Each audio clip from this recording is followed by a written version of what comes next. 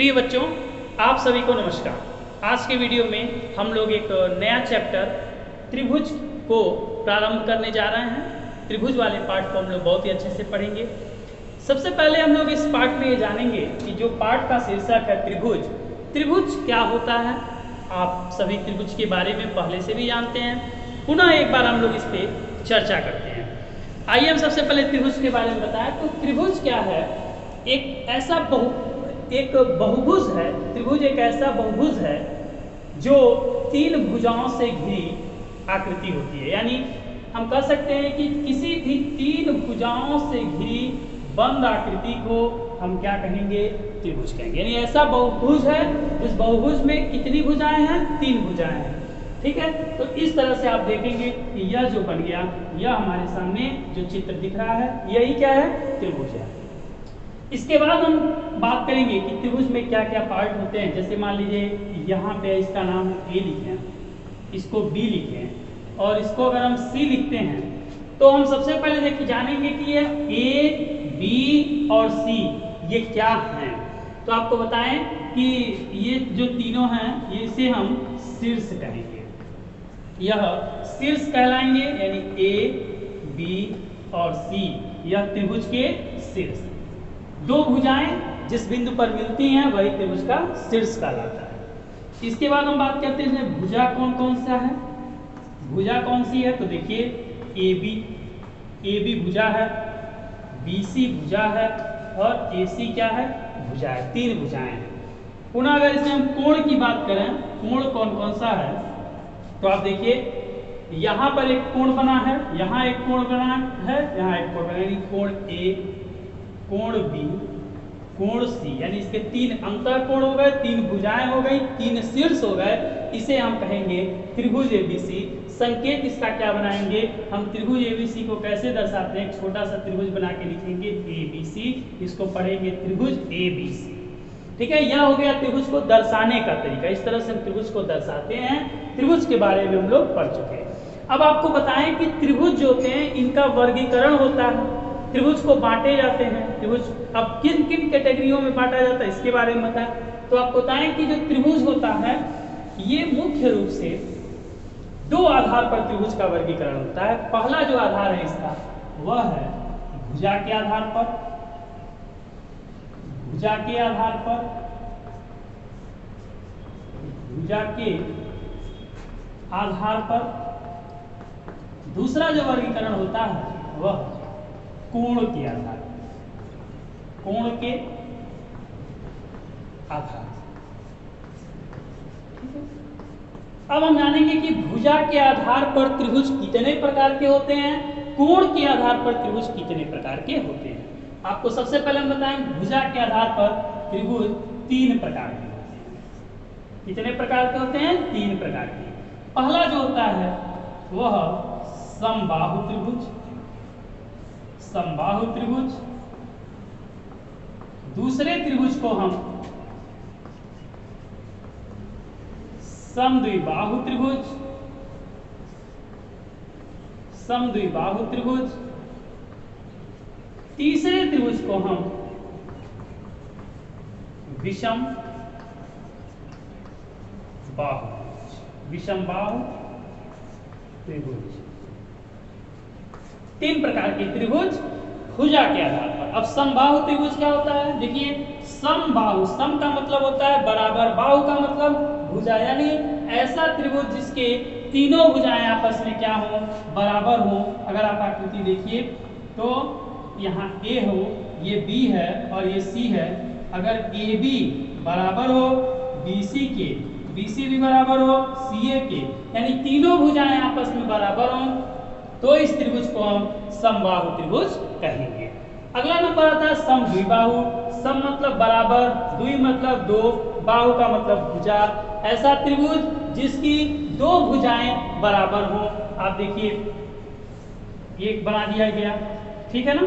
अब आप इस आकृति को जरा ध्यान से देखिए।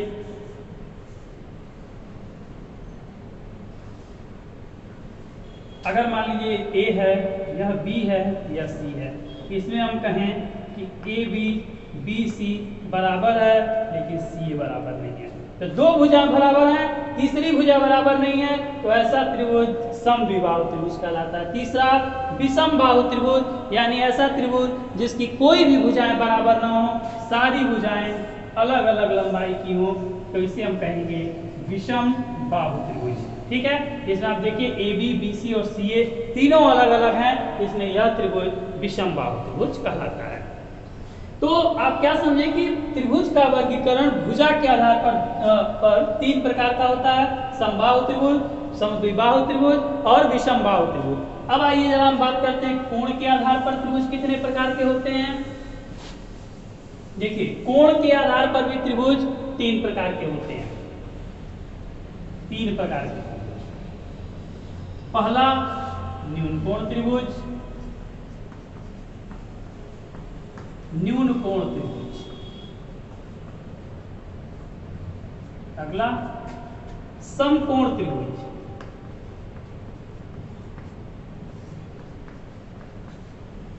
उसके बाद अधिक कोण त्रिभुज, अधिक कोण त्रिभुज।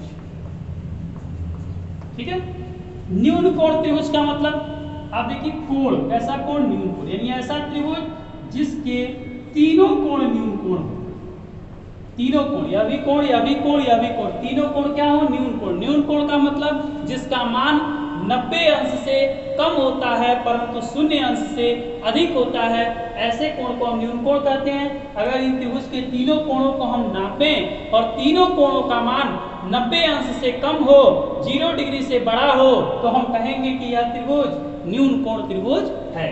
अगला नंबर आता है समकोण त्रिभुज का। यह क्या होता है आपको हम बताएं। आप देखिए आकृति, इसका नाम ए है, इसको हम बी कर दें, इसको सी कर दें। ठीक है, अब ध्यान से देखिए इस चीज को। यहाँ आप देखिए, यहाँ जो कोण बी है वो कैसा कोण है, कोण बी कितने डिग्री के बराबर है, 90 डिग्री के। कहने का मतलब समकोण त्रिभुज की परिभाषा, ऐसा त्रिभुज जिसका कोई एक कोण 90 अंश का हो, उस त्रिभुज को हम समकोण त्रिभुज कहते हैं। इसके बाद आता है अधिक कोण त्रिभुज, ऐसा त्रिभुज जिसका एक कोण, ऐसा त्रिभुज जिसका एक कोण 90 अंश से अधिक हो परंतु 180 डिग्री से कम हो, ऐसे त्रिभुज को हम अधिक कोण त्रिभुज कहते हैं। इस प्रकार आप लोगों ने त्रिभुज के वर्गीकरण को जाना कि त्रिभुज का वर्गीकरण दो आधार पर होता है, भुजा के आधार पर, कोण के आधार पर। इसके बाद भुजा के आधार पर तीन प्रकार के त्रिभुज होते हैं, जो कि हमने आपको बताया, समबाहु त्रिभुज, समद्विबाहु त्रिभुज, विषम बाहु त्रिभुज। कोणों के आधार पर भी त्रिभुज तीन प्रकार के होते हैं, न्यून कोण त्रिभुज, समकोण त्रिभुज और अधिक कोण त्रिभुज। तो ये तो रहा, आप लोग जान गए कि त्रिभुज का वर्गीकरण। अब आते हैं इस चैप्टर में हमको पढ़ना क्या है, उस टॉपिक के बारे में थोड़ी सी चर्चा करते हैं। चलिए, इसके बाद आपको अब आते हैं हम चैप्टर के मेन टॉपिक पर। ये तो था इसका इंट्रोडक्शन। सबसे पहले यहाँ भी हम लोग दो टर्म को जानेंगे, समरूप क्या होता है और सर्वांगसम क्या होता है। समरूप क्या होता है, सर्वांगसम क्या होता है। देखिए, समरूप और सर्वांगसम। सबसे पहले बात करें समरूप। समरूप, सम का मतलब समान, रूप का मतलब आकार। अगर आपके पास कोई दो आकृति या दो से अधिक आकृति दिया जाए, सबके रूप एक जैसे हों, तो उन्हें हम कहेंगे कि यह समरूप है। फॉर एग्जाम्पल आप देखिए, यहां पर एक बॉल है, यह भी एक बॉल है, ठीक है, दोनों ही गेंद है, यह भी गेंद है, यह भी गेंद है, ठीक है ना। अब इन आकृतियों को हम देखेंगे तो क्या कहेंगे कि दोनों आकृति समरूप है, तो हाँ ये आकृति समरूप है, तो दिखाएंगे, इसका हम चिन्ह बना देंगे, समरूप का चिन्ह बना देंगे, ठीक है ना। अब कहेंगे कि हाँ यह बॉल इस बॉल के समरूप है, तो समरूप का यहाँ पर हम चिन्ह लगा देंगे। क्लियर। तो ये तो हो गया समरूप। तो समरूप आप समझ गए, देखने में जो एक जैसे दिखे उन्हें तो हम उसका दिए समरूप। अब जरा बात करते हैं सर्वांगसम क्या होता है। सर्वांगसम देखिए, सर्वांगसम सर्व अंग समान, सर्व अंग समान, इसको आप ऐसे समझिए, सर्व अंग समान, ऐसी दो आकृतियां जिसके प्रत्येक अंग क्या है, समान है, बराबर है, उन्हें हम कहेंगे सर्वांग सम। फॉर एग्जाम्पल, जैसे आप देखिए यहाँ पर हम एक त्रिभुज बनाए, ठीक है, यहाँ पर एक त्रिभुज बनाए और यहाँ पर भी एक त्रिभुज बना दिए। अगर हम इसका मेजर करते हैं तो जितनी लंबाई इसकी है उतनी लंबाई इसकी आए, जितनी लंबाई इसकी है उतनी लंबाई इसकी आए, जितनी लंबाई इसकी है उतनी ही लंबाई इसकी आए, तो हम क्या कहेंगे कि दोनों ही आकृतियां यानी ये दोनों त्रिभुज क्या है, सर्वांग सम है। सर्वांग सम का मतलब अगर इसको हम उठाएं और इसके ऊपर रखें तो यह आकृति इस आकृति को पूर्ण रूप से ढक लेगी, कहीं भी अलग से कुछ भी दिखाई नहीं देगा। तो ये कंडीशन तो हो गया सर्वांग सम का। आप समझ गए कि सर्वांग सम की कंडीशन क्या है। आप जाने कि सर्वांग सम क्या है, इस आकृति को इस आकृति के ऊपर उठा के रखें, अगर ये इसको पूर्ण रूप से ढक लिया तो हम कहेंगे यह आकृति इस आकृति को पूर्ण रूप से ढका है, इसलिए यह दोनों त्रिभुज आपस में सर्वांग सम है। इस चैप्टर में हम लोग को यही पढ़ना है कि किसी भी जो त्रिभुज दिए गए हैं, अगर हमें दो त्रिभुज दिए गए हैं तो क्या क्या उनकी कसौटियां हैं, क्या क्या क्राइटेरिया हैं जिनके बेसिस पर हम ये कह सकते हैं कि दोनों त्रिभुज आपस में सर्वांग सम है। क्लियर है? इस चैप्टर में हम लोग यही पढ़ेंगे कि दो त्रिभुज दिया है तो किन किन कंडीशन, क्या क्या कंडीशन ये फॉलो करेंगी तो हम कहेंगे कि ये दोनों ही त्रिभुज क्या हैं, सर्वांग सम है। आइए जरा हम इनके कंडीशन को जानते हैं। तो देखिए सबसे जो फर्स्ट कंडीशन होता है वह है एस एस एस, यानी साइड साइड साइड। हिंदी में इसको भुजा भुजा भुजा कहेंगे। पहली क्राइटेरिया साइड साइड साइड।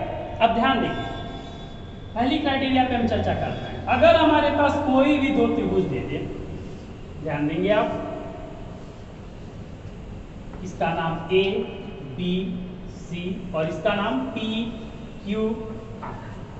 दो त्रिभुज दिया गया, एक त्रिभुज एबीसी है, एक त्रिभुज पी क्यू आर है।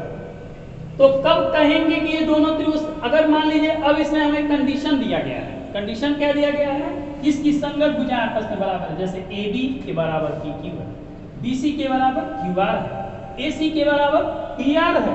तो हम क्या लिखेंगे, लिखेंगे त्रिभुज एबीसी तथा त्रिभुज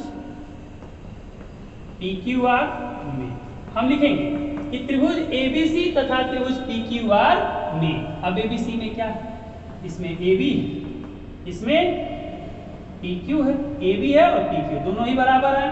और क्या है, BC है, इसका QR है, ये दोनों बराबर है, इसका AC है और इस त्रिभुज का PR है, ये सब बराबर है। ये सब हम कैसे जाने, क्योंकि ये गिवन है, सपोज दैट ये हमारे पास है। तो देखिए AB BC AC तीनों क्या हैं, भुजाएं हैं। P PQ QR PR ये भी तीनों क्या हैं, भुजाएं हैं। तो देखिए इस त्रिभुज की तीनों भुजाएं इस त्रिभुज के तीनों भुजा के बराबर है, तो हम लिखेंगे त्रिभुज ABC, ध्यान देंगे सर्वांग सम त्रिभुज PQR, ध्यान दें। तो हम इस कंडीशन पे आ गए, कैसे आ गए, तो S S A S S S congruence rule, ठीक है ना, यानी भुजा भुजा भुजा सर्वांग क्षमता नियम से हम ये कह दिए कि एबीसी और पीक्यूआर दोनों त्रिभुज क्या होंगे, सर्वांग सम होंगे। सर्वांग सम का यही चिन्ह होता है, इनके बीच में बना देंगे तो इसको पढ़ा जाएगा कि यह दोनों त्रिभुज आपस में क्या है, सर्वांग सम है। तो ये तो इसका फर्स्ट कंडीशन होता है, यानी दो त्रिभुज दिए गए हैं, इन दोनों त्रिभुजों की तीनों भुजाएं एक दूसरे त्रिभुज के तीनों भुजा के बराबर है, तो हम कहेंगे दोनों त्रिभुज सर्वांग सम होगा। PQR को ABC के ऊपर रखेंगे, पूरी तरह से ढक लेगा। अब आइए अगले प्रॉपर्टी पे जरा बात करते हैं।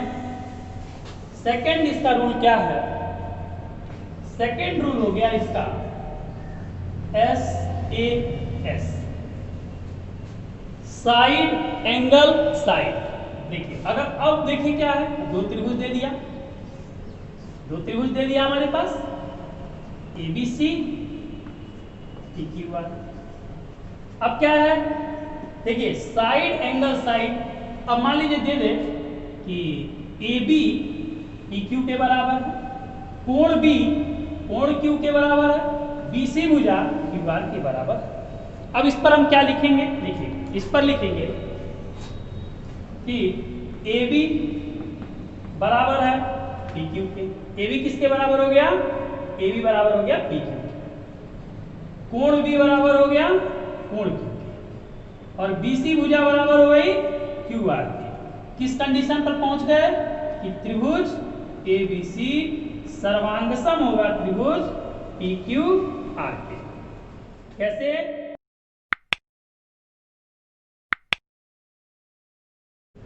SAS कॉन्ग्रुएंस रूल, ठीक है ना। SAS कॉन्ग्रुएंस रूल से ये दोनों त्रिभुज आपस में क्या हो गए, सर्वांग सम। तो क्लियर हो गया, ये हो गया इसका सेकंड प्रॉपर्टी। यानी दो भुजा दिया हो बराबर और एक कोण बराबर हो तो भी वो दोनों त्रिभुज सर्वांग सम होते हैं। इसको उठा के इसके ऊपर रखेंगे, पूर्ण रूप से इसको ढक लेगा। ठीक है, अब आइए इसके जरा हम थर्ड लॉ पर बात करते हैं। थर्ड लॉ ASA, ध्यान देंगे, angle side angle ABC PQR। Clear है। अब मान लीजिए इसमें क्या दे दिया कि यह एंगल और यह एंगल बराबर है, संगत कोण बराबर हो गए, यह कोण और यह कोण बराबर हो गया, यह साइड इस साइड के बराबर है। कंडीशन दे दिया हमको, क्या लिखेंगे, एंगल B बराबर एंगल Q, BC बराबर QR, एंगल C बराबर एंगल R। क्या पाए, एंगल साइड एंगल, क्या लिखेंगे, ABC सर्वांगसम त्रिभुज PQR।